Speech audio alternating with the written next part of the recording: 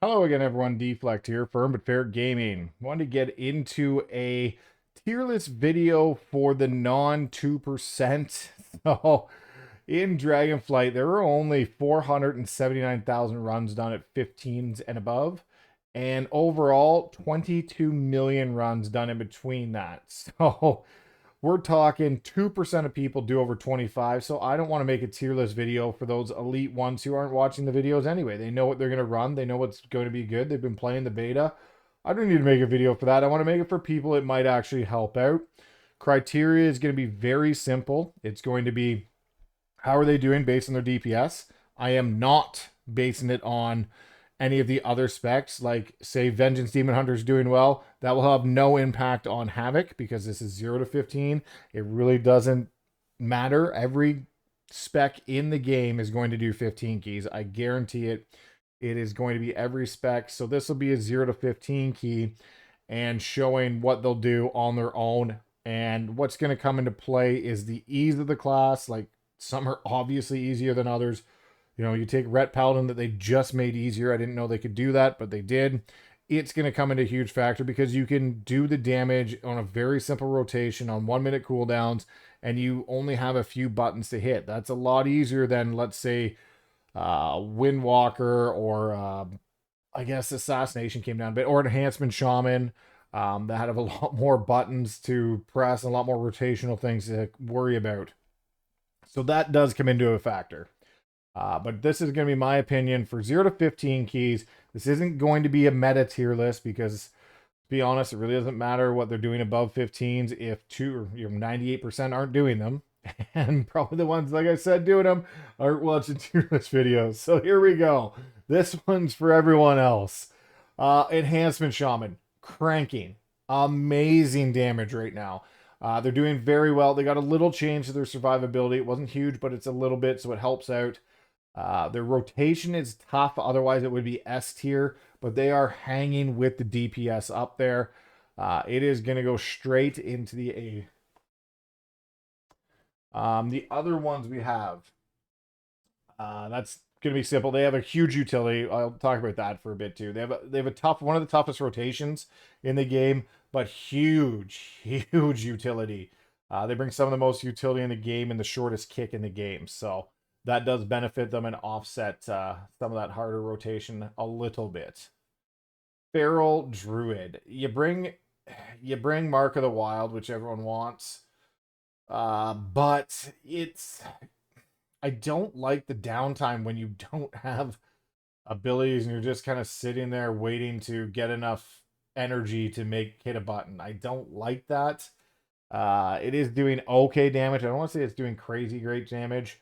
It's probably on the lower end of everything. And just because of that, you do bring Mark of the Wild, but you bring a battle res, but it's a pain in the ass to use.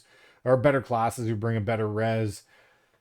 It's okay. It's okay. It's not in a terrible spot. If you like playing Feral, by all means play Feral. It's not the worst. It's just I don't like the downtime, and that to me is going to put it down in C tier. You do have a little bit of dots to manage, which isn't terrible. You do have different things you can do, but it's for me it's C tier.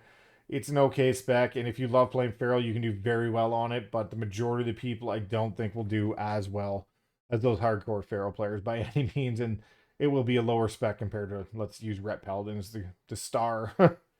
Frost EK, well, we'll just bump that right there. Frost EK is absolutely cranking. It's got one of the easiest rotations in the game. It's almost unkillable.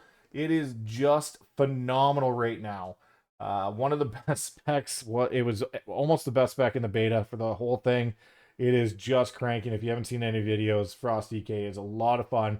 Obliterate build just punishes. It punishes the enemy.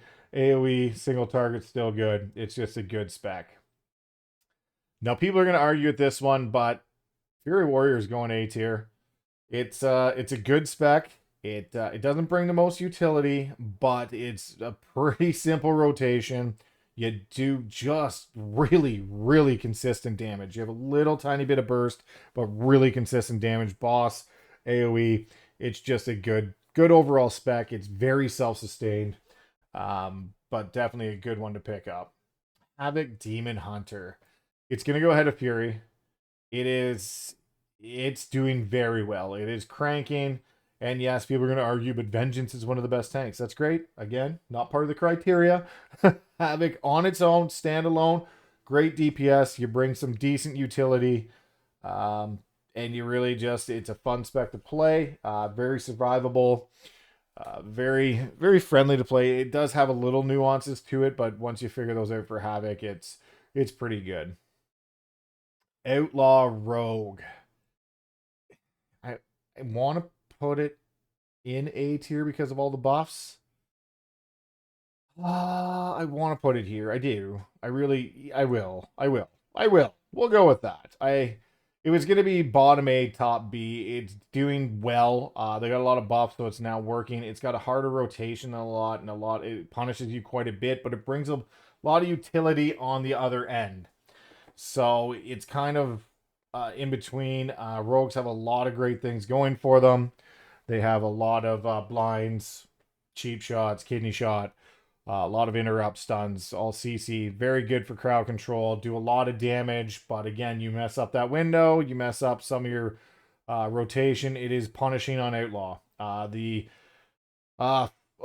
Blade Flurry cap of targets is kind of a pain for it. So, but as long as you're not pulling like crazy, it won't really affect you. Sub is going B. It's not a bad spec. It brings the rogue things again we just talked about, but it's fallen behind a little bit on the damage, and their AoE rotation is dead simple. Their single target is a lot more involved, but if you wanted to play sub rogue, you could do just fine playing sub rogue versus outlaw or anything else. So it's a solid B pick. Definitely something to consider if you enjoy playing sub. Ret Pally. Where to put Ret Pally? Ret Pally's damage has fallen off a little bit due to this season, but the damage you can output, you can almost always output max damage as a Ret because it's I didn't think they could make a rotation simpler than Ret Pally, and they managed to make it simpler by baking wings into Wake of Ashes. So they did manage to do that. It is interesting that they could. I'm gonna go because the damage is slightly lower this one. I'm gonna go and put it in B, but it's still a very good spec to play, and you can almost maximize the damage. Unholy DK. Let's say it's gonna go in front of Outlaw because it's a little simpler than Outlaw. It has that DK survivability where you're almost unkillable right now. It's doing very well for damage. It's still a great pick. But yeah, it brings, the grips, the blinding sheet. It also does, the festering wounds right now is once you have it set up, it does pretty easy rotation. So it's got good utility, good rotation, and cranks damage. So definitely a solid A spec right there. This one, again, and I'm biased because I am maining monk, so the fun factor is through the roof. The damage is lacking, and the problem with Windwalker is I know they just buffed it, so they run into this every time where they fucking have to buff Windwalker because spinning crane kick, blackout kick just aren't doing enough damage, and they buff it and buff it and buff it, and then they really just need to do it one time and do it correctly and actually bake it in the right way. But they never do, and they try and bake it into a tier set or some shit where it never works out. Fun ability is up here. I love playing the monk. Monk is right now just enjoying all specs of the monk, but the damage is lacking. It has good burst, but once your burst is over, you're fucked. I'm gonna put it slightly ahead of Ret.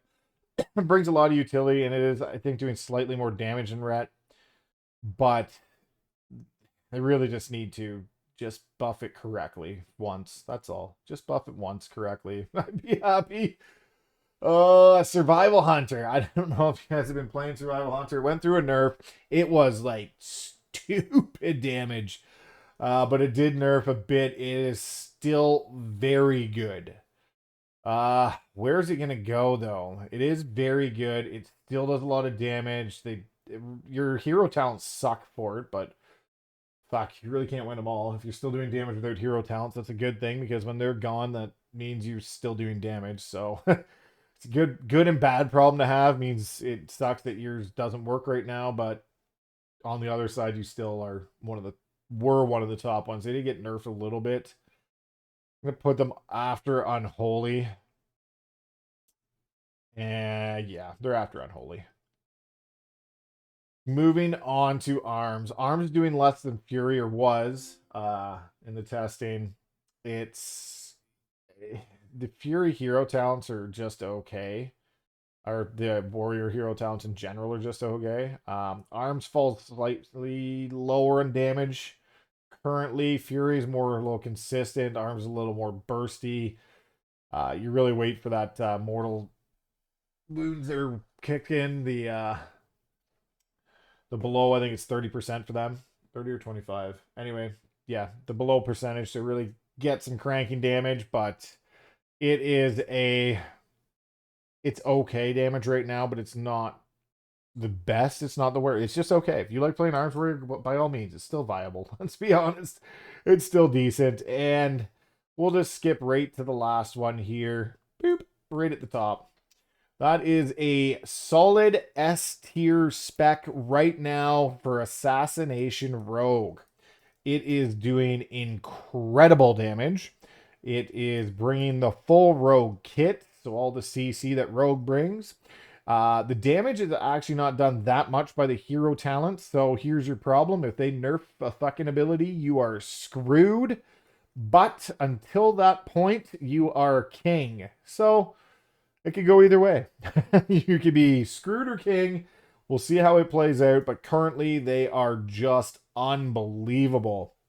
Not a terrible opener anymore. It's pretty short once you get everything spread because now your dots spread, which is great, makes life easy.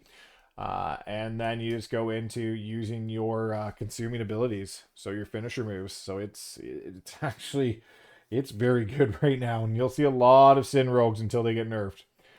Now, the biggest question is, how is this going to compare to the range? Because are we still going to have the range comp that we did? You could put a very nice comp together for melee, as they do. One of the best probably people for that would be Squish Vegan, as he was running up on Bear last season and put an amazing melee group together, and they obviously got the 0.1 ranking, so they were just crushing it. He was also the number 1 and number 2 druid, which is hilarious.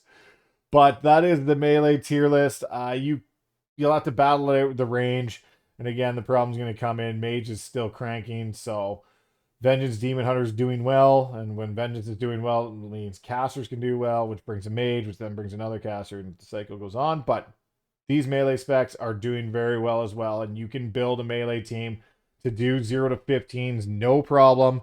It won't affect it at all. It will be still quite easy to clear the 15s with a melee team. Don't worry about that. And again, this is the tier list for 0 to 15s. This is not based upon what the meta is or isn't. So these are where the specs land that I believe they're going to finish 0 to 15. And if you have any questions, as always, leave a comment below. Like, share, subscribe. Deflect, Firm but Fair Gaming. We'll see you in the next video.